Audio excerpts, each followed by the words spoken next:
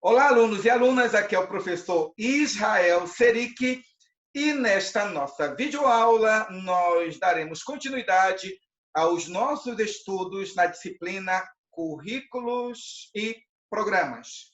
E para a nossa videoaula de hoje, nós estaremos desenvolvendo com vocês o tema Currículo e a Legislação Educacional. E para esta aula, considerando este tema maior, nós pretendemos alcançar alguns objetivos. Primeiro objetivo, que você, aluno, reconheça a evolução histórica do conceito de currículo escolar, percebendo que, na história da educação no Brasil e no mundo, o currículo escolar ele passou por várias fases, por vários processos de reflexão e apontamentos. Segundo objetivo, que você, aluno, possa contrastar os parâmetros curriculares nacionais, as diretrizes curriculares nacionais, as DCNs, e a Base Nacional Comum Curricular. E, além disso, que você esteja apto a analisar o rendimento escolar a partir da intersecção entre currículo e a avaliação educacional, evidenciando aí, então, a importância do conceito de currículo e a efetivação dele no espaço denominado sala de aula e no processo denominado ensino-aprendizagem. Desenvolvendo, então, esta temática, esse tema, a primeira questão que nós queremos delinear nesta videoaula é dizer que o conceito de currículo escolar muda com o passar do tempo. Noutras palavras, o currículo escolar, a concepção, a ideia, o apontamento de quais são os conteúdos a serem estudados, eles emergem a partir da necessidade da sociedade. Aquilo que foi currículo escolar para mim, para a minha formação na década de 80, 70 e 80, muitos conceitos, vários conteúdos, vários processos de aprendizagens, várias competências e habilidades que foram enfatizadas na minha formação, quando eu ainda era criança e quando eu fui para o antigo segundo grau. Hoje, esses elementos, tanto de conteúdo, quanto de habilidades e competências e atitudes, hoje não fazem presente na formação das crianças de hoje.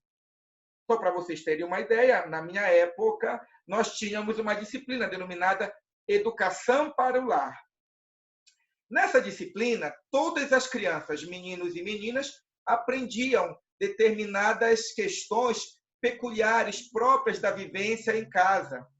Por exemplo, uma das nossas aulas, eu me lembro ainda como se fosse hoje, a professora levou todos os alunos para o pátio e todos nós estávamos com um pedaço de uma calça, né, de uma perna de uma calça, e todos nós, meninos e meninas, estávamos lá aprendendo a fazer a barra da calça. Naquele contexto, preparar as crianças, meninos e meninas, para alguns afazeres, algumas questões relacionadas à sua vida particular, os afazeres de casa, era algo importante, fazia parte do sistema escolar. Naquele mesmo período, eu me lembro que a escola na qual eu estudei, existia uma oficina para que os alunos do antigo segundo grau, hoje ensino médio, pudessem aprender algum ofício relacionado à carpintaria ou à marcenaria também. Então, este foi o ambiente no qual eu me formei, no qual o sistema educacional apontou para mim os conteúdos, os conceitos e as habilidades que eu deveria adquirir dentro do sistema educacional. Hoje, nós estamos em um outro contexto, é uma outra realidade histórica, é um novo momento tecnológico, são novas demandas no aspecto político, social, econômico e cultural. Por isso, quando afirma-se que o conceito de currículo escolar muda com o passar do tempo, nós estamos exatamente apontando isso, indicando isso, e fazendo você, aluno de pedagogia, perceber que o pedagogo ele deve ser uma pessoa antenada, plugada com o seu tempo, visto que a função da escola é tornar-se um espaço social e educativo o mais relevante, o mais importante para as crianças, formando essas crianças para a realidade na qual elas estão inseridas. Dizer que o currículo escolar muda com o passar do tempo significa que o professor ele deve, a cada aula na qual ele executa o processo ensino-aprendizagem, esse professor ele deve estar refletindo, pensando, no sentido de que ele deve compreender se aquele conteúdo que está sendo explicado se é ou não efetivamente relevante para os seus alunos. Se aquele conteúdo, se aquele conceito, se aquela prática, se aquela percepção do mundo se coaduna, se harmoniza, de fato, com as necessidades emergentes do tempo no qual as crianças vivem, ou do tempo e do contexto social, econômico e político. Aí, então, o texto prossegue dizendo que, acompanhando a transformação social, esse tempo, acompanhando a transformação social e os sentidos atribuídos para a educação e escolarização. Sim. Em que aspecto?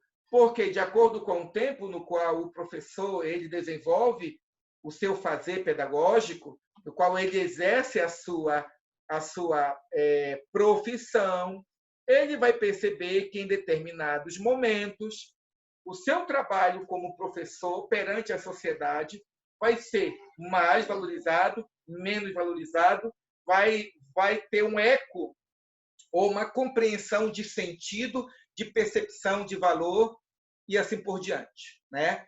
Dessa forma, precisamos entender as condições que possibilitam a construção do conceito de currículo na atualidade. E essas condições, as quais o texto indica, são condições políticas, econômicas e culturais. E eu digo políticas, econômicas, culturais, religiosas, geográficas, porque todos esses fatores, gente, eles contribuem para a mudança do conceito de currículo. Nós não podemos, por exemplo, não podemos deixar de colocar a questão geográfica aí. As condições políticas interferem no conceito de currículo? Sim, porque quem está no poder, seja qualquer partido, qualquer ideologia, vai se utilizar do sistema escolar para apresentar para a população a sua cosmovisão, os seus valores, os seus princípios, o seu projeto de poder a curto, médio e longo prazo. Quem não está no poder quer ir para o poder. Quem estava e saiu quer voltar. E quem está não quer sair.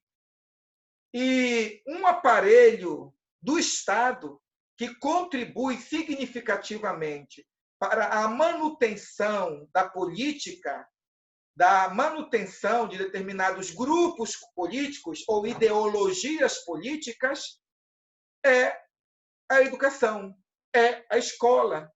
A escola é um aparelho ideológico do Estado, e disso não devemos duvidar. E do Estado, como já afirmei em determinada feita na sala de aula, seja quem esteja no poder. Qualquer partido e qualquer pessoa que esteja governando o Brasil vai se utilizar da educação para transmitir o seu projeto de poder, os seus valores, as suas perspectivas, a sua ideologia, a sua filosofia e assim por diante. Então, as condições políticas, é claro que interferem, mas as questões geográficas também elas interferem no currículo escolar. Como vocês sabem, eu sou paraense e eu venho de uma realidade geográfica inimaginável para algumas pessoas aqui. Na minha terra, por exemplo, o período de aula, às vezes, se estende apenas por 4 meses ou 6 meses, porque durante todo o restante do ano, 3 meses, 4 meses, aquele local onde a escola ela foi construída, em uma construção de palafita, madeira, né? Certo? Essas crianças, elas vão para a escola durante um período do ano e depois não podem ir porque a água, né, submergiu completamente aquela escola. E aquelas crianças brasileiras ficam para mais de meses sem estudar. Aí a pergunta, o aspecto geográfico ou o aspecto hidrográfico interfere no conceito de currículo? Será que no currículo escolar dessas crianças, essas características climáticas, geográficas, topográficas, hidrográficas não devem fazer parte especificamente das aulas de ciências, de português, de matemática e de história dessas crianças? Certamente que sim, porque é o habitat dela, é de onde elas tiram o alimento, é o que dificulta a existência delas. Portanto, entender o currículo a partir desses condicionantes históricos, quer seja o aspecto político, quer seja o aspecto econômico, quer seja o aspecto cultural, como agora, quer seja o aspecto geográfico, é fundamental para nós definirmos para os nossos alunos quais questões efetivamente são importantes, são relevantes na formação deles como estudantes e como cidadãos. Ora, um dos outros elementos que nós podemos colocar aqui tem a ver com a saúde. As condições de saúde, as condições sanitárias, interferem no nosso conceito de currículo escolar? Sim. Ora, nós estamos passando por uma pandemia. Todos nós estamos agora estudando remotamente. Ontem, né, certo? Nós começamos as nossas aulas pelo Zoom com os meus alunos, lá de Trindade. Comprei um quadro, né? Comprei canetão, entrei em contato com eles, foi aquela festa, foi aquela alegria, tal, certo? E depois, estudando matemática, tirando dúvida com eles e tudo mais. Mas essa situação na qual nós nos encontramos, estudando remotamente, é decorrente da situação de saúde na qual o Brasil e o mundo estão passando. Então, a saúde interfere no nosso conceito de currículo escolar?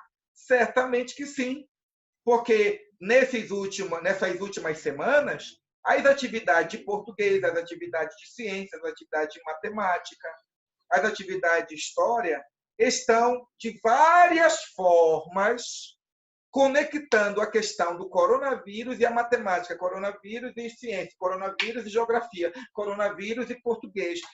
Desenhe o coronavírus, mande uma cartinha para o coronavírus já sair da Terra. Não é assim? Sim.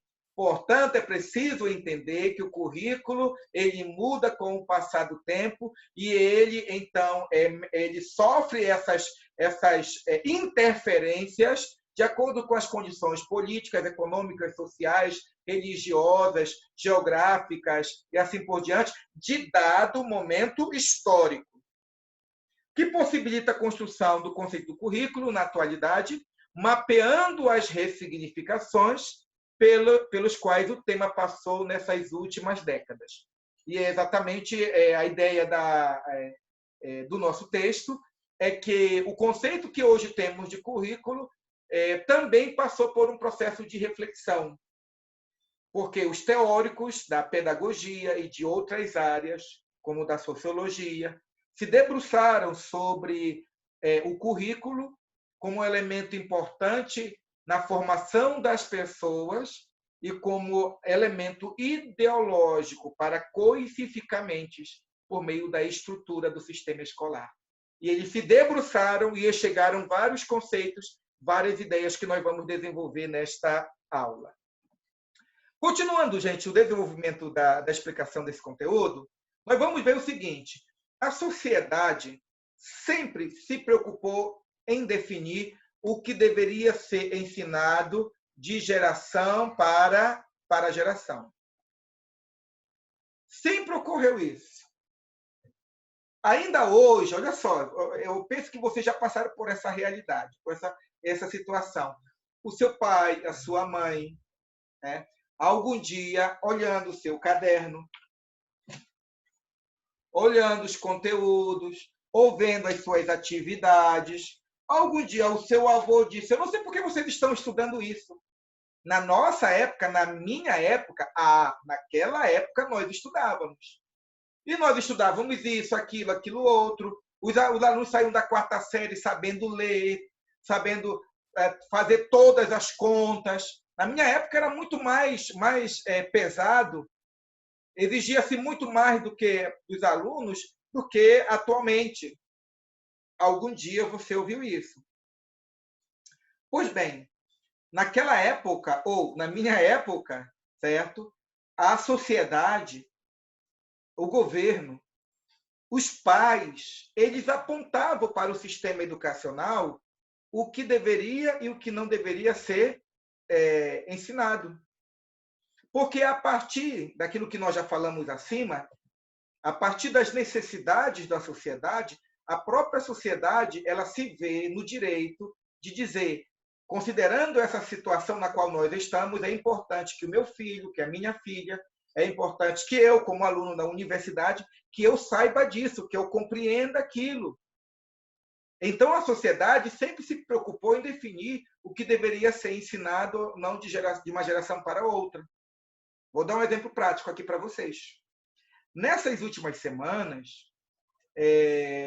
muitas crianças e muitos pais tiveram que superar os condicionantes históricos relacionados à tecnologia que inviabilizou e impossibilitou que esses pais e essas crianças tivessem fluência no uso da internet, dos sites, dos aplicativos e assim por diante. Hoje, os pais eles estão muito mais conscientes sobre a importância do uso das novas tecnologias nos espaços educativos. Hoje, os alunos estão muito mais conscientes disso. Queira Deus, sinceramente, eu espero que também isso ocorra, eu espero que também vocês, como alunos do curso de pedagogia, entendam que as aulas híbridas, elas são, para a nossa formação, elas são uma obrigatoriedade. Uma obrigatoriedade. E ao invés de nós ficarmos discutindo o sexo dos anjos, eu não gosto da EAD, eu não gosto da híbrida, nós precisamos entender que a educação do futuro ou do presente ela já é tecnológica. Que o Brasil ele já está atrasado tecnologicamente ligado à educação há décadas. A sua dificuldade, meu aluno, de entrar na plataforma se dá exatamente porque o nosso currículo escolar, o nosso currículo de formação de pedagogo ou de qualquer outra área na faculdade também está defasado. Nós já deveríamos ter no nosso currículo escolar, desde a educação infantil, a vivência com essas novas tecnologias aplicadas à educação, porque o que não falta são aplicativos educativos. Então, eu penso, no sentido de acreditar firmemente, que hoje os pais estão certos de que os seus filhos precisam interagir mais com as TICs, as tecnologias de comunicação e informação aplicadas à educação. Até ano passado, até esse ano, o chamariz era: venha para a faculdade, porque aqui nós temos robótica. Eu penso que talvez no próximo ano vai ser assim: nós temos robótica, mas nós temos também uma plataforma na qual os seus filhos vão receber reforço EAD, ou por uma educação à distância, certo? Ou por uma educação remota. Nós teremos um professor tutor para atender o seu filho online. Porque eu digo que algumas instituições vão caminhar por essa vertente. Porque ficou claro, gente, para nós hoje, está claro para nós hoje, que nós estamos atrasados no que toca ao processo de desenvolvimento das atividades educativas por meio das novas tecnologias. Portanto, a sociedade sempre preocupou em definir o que deveria ser ensinado ou não de uma geração para outra. Então, veja, é premente que a nossa geração, nós que estamos nos formando aqui, os professores se qualificando no processo de uma qualificação continuada, certo? E vocês, alunos de pedagogia, que sabem das demandas dessas últimas semanas, dos alunos, dos professores do curso de pedagogia, certo? Ou dos professores da rede pública e privada, que agora estão lá se virando nos 30 para poder dominar o Zoom, dominar o YouTube, dominar outros recursos tecnológicos para poder continuar dando aula para os seus alunos. Então, esse conteúdo agora, né, essas novas tecnologias, vão fazer parte da formação do pedagogo obrigatoriamente. E lá na ponta, as nossas crianças, as escolas públicas, os nossos governantes vão refletir um pouco mais sobre a necessidade de fazer um investimento preciso, um investimento ainda mais contundente, maior, certo? Na busca de oferecer também para o sistema público de educação recursos tecnológicos que possibilitem esses alunos a continuarem estudando em casa e, em havendo algumas situações como essas que nós estamos passando aqui, o sistema educacional público e privado esteja também preparado para esse momento. Então, a sociedade sempre se preocupou em definir o que deveria ser ensinado de geração para outra, associando esses ensinamentos à construção da sociedade. Assim, as classes dominantes, ou que governam determinadas regiões, impunham e ainda impõem o pensamento que entendiam ser o mais correto e o padrão. E aqui nós temos uma outra questão também, correlacionada ao que eu falei, dizendo que essa definição de conteúdos, daquilo que deve ser aprendido ou ensinado, também é determinado por um grupo seleto de pessoas que têm interesse em determinados conteúdos e não têm interesse em determinados assuntos, que veem importante a formação técnica em uma determinada área e não veem a importância da formação técnica em outra área. Neste contexto, o currículo escolar ele vai sendo selecionado, ele vai sendo normatizado em documentos e vai sendo estendido a toda a rede pública e privada de educação a partir de interesses dessas classes dominantes, sejam elas quais forem. Continuando a nossa explicação, agora, nós queremos dizer que inúmeras tendências elas se desenvolveram na história da pedagogia, na história da humanidade, certo?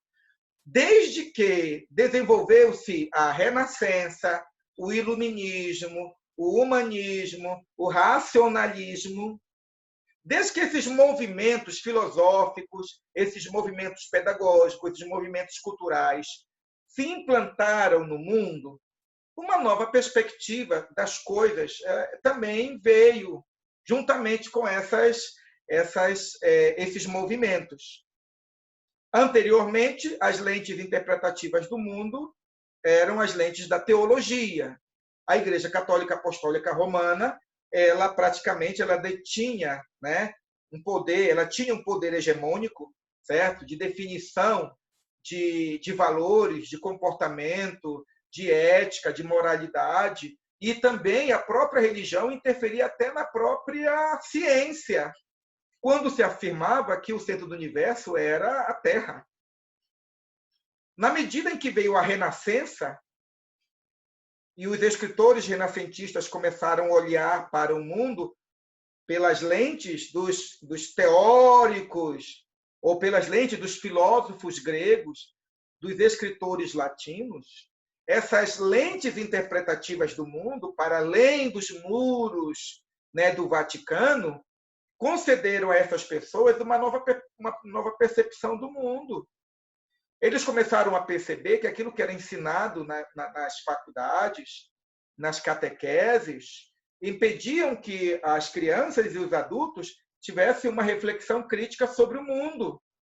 Na medida que a Renascença ela desemboca-se, né, num movimento chamado iluminismo, no qual as pessoas elas vão acreditar que a mente iluminada, a mente despida de toda e qualquer influência da religião, mas o homem em si mesmo, na sua racionalidade, na sua individualidade, no seu senso crítico, ele poderia compreender o mundo ao seu redor, e o mundo ligado à ciência, à tecnologia, o mundo ligado às questões econômicas, ao mundo social. Na medida que os seres humanos começaram a perceber que era possível problematizar o mundo e a si mesmo por outros parâmetros que não os parâmetros teológicos, mas os parâmetros humanistas dos escritores latinos e gregos, ou os parâmetros que o próprio ser humano criava naquele momento histórico, né, no século XVI, XVII, XVIII, né, certo? O processo educativo, certo? A reboque desse movimento histórico também começou a ser refletido, começou a ser questionado, começou a ser criticado. E essas pessoas começaram a desejar também um outro sistema educativo, como nós já vimos na aula anterior. Esse sistema educativo era um sistema educativo laico, no qual simplesmente a razão humana, no qual simplesmente a filosofia, as ciências humanas seriam as ciências, ou os parâmetros, ou as lentes interpretativas do mundo para se estudar, ou pelas quais se estudar, digo. Então, essa teoria do currículo, ou seja, aquilo que seria importante para ensinar para as crianças e para os adultos, começou a passar por um processo de transformação, de mudança. Então, antes da Renascença, o currículo escolar, o currículo das faculdades, tinha uma influência muito grande da teologia. A partir da Renascença, a partir do Iluminismo, a partir do racionalismo, novos conceitos foram colocados. Os livros religiosos foram colocados de lado, os livros filosóficos foram colocados como centro, os professores comprometidos com uma perspectiva religiosa do mundo foram colocados de lado, e professores comprometidos com uma visão humanística do mundo e das coisas, professores comprometidos com os princípios do iluminismo, também começaram a desenvolver, começaram a praticar também, a executar uma nova forma de ensinar. E todo esse processo de refletir e de ensinar de forma diferente aponta para a mudança nas tendências educacionais. E as tendências educacionais mudaram porque a perspectiva sobre o processo educativo, a perspectiva sobre o conteúdo que era ensinado também mudou. Sendo assim, na medida em que essas mudanças históricas ocorreram, também a teoria do currículo também mudou. De acordo com Moreira e Silva, o currículo é considerado um artefato social e cultural, né? O currículo transmite visões sociais particulares e interessadas. como nós já vimos, as classes que estão no poder. O currículo produz identidades individuais e sociais particulares, ou seja, onde você estuda, aquilo que você aprende contribui para formar e para indicar quem você é, certo? Então, eu me lembro quando, na década de 70 e 80, quando todos os alunos iam para estudar, antes de entrarmos para a sala de aula, todos os alunos se reuniam no pátio. Eram aqueles centenas de alunos, todo mundo enfileirado. Uma aluna eram escolhidos para irem lá no estandarte lá. Aí tinha a bandeira da escola, a bandeira do município, a bandeira do estado e a bandeira do Brasil. E todos nós cantávamos o hino da bandeira, o hino nacional, o hino da Marinha. E aquele era um momento muito especial, eu digo assim, especial para mim. Eu me sentia parte de uma nação, eu me sentia brasileiro, como ainda hoje eu fico emocionado ao lembrar, e quando também nós cantamos o hino nacional. Faz parte da minha formação, faz parte da minha identidade individual. E vocês também, meus alunos de pedagogia, também passaram por um processo de formação. Vocês também passaram por um processo também de assimilação de conteúdo, né? Que diz respeito também aos valores, às ideias, aos conceitos que vocês experimentaram, vivenciaram e assumiram para si durante todos estes anos. Né? Segundo Silva, uma teoria do currículo normalmente contempla alguns seguintes pontos: o conhecimento, ou seja, o que é ensinado, um tipo de ser humano desejável, ou seja, o tipo de identidade que nós queremos formar, que tipo de cidadão, que tipo de pessoas, que tipo de seres humanos nós queremos formar no sistema educativo. E essa questão do currículo tem a ver com poder. O poder político, o poder econômico, o poder social, que se utilizam da estrutura educacional para a transmissão dos seus valores morais, éticos, espirituais, econômicos e assim por diante. Essa é a nossa aula introdutória. Na nossa próxima aula, nós continuaremos explicando sobre a questão do currículo, apresentando para vocês quais são as concepções ou as ideias que na história da educação surgiram a respeito do currículo escolar. Até a próxima aula, gente!